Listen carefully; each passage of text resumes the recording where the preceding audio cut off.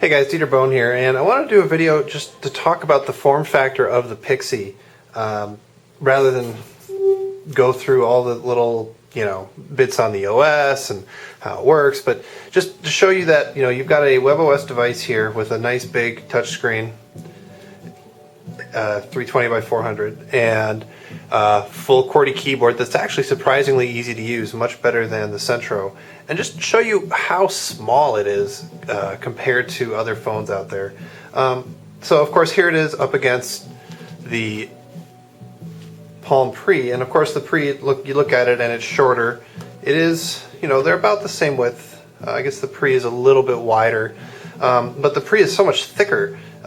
You really can notice it if you take a look at that view there. And then, when you actually use it, it slides up to a relatively bulky device. And so the feel in your pocket, you notice this more. Whereas with the Pixi, you really don't. You slip it into your jeans and it's just gone. It is solid gone. It's got a nice curve on the back. You compare it to, say, an old, here's a Treo 750, and it's just night and day. I mean, sure, it's, about the same height, but it is thinner.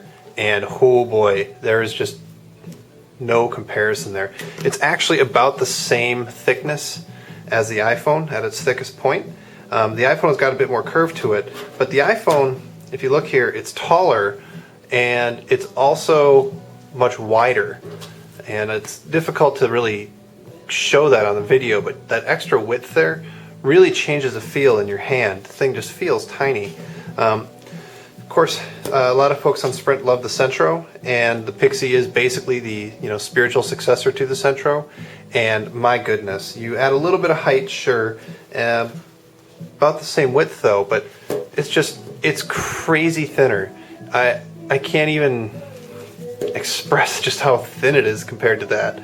Look at how much thinner that is. It feels great in the pocket, with basically the same or better battery life.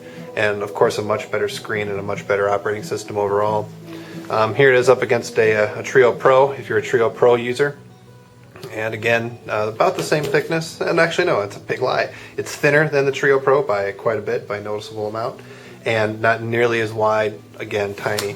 And if you're not a feature or a smartphone user yet, you're still a feature phone user, here is the latest generation of the RAZR, a little beat up, but you can see that it's just a little bit taller, but it's basically the same width as a RAZR, and basically the same thickness as a RAZR. So basically you get a RAZR, and instead of having a flip phone that doesn't do much, you get a full smartphone operating system that's great for texting and sending emails and browsing the web and everything else. So it's not the most powerful phone out there. It doesn't have Wi-Fi, but boy oh boy is it tiny.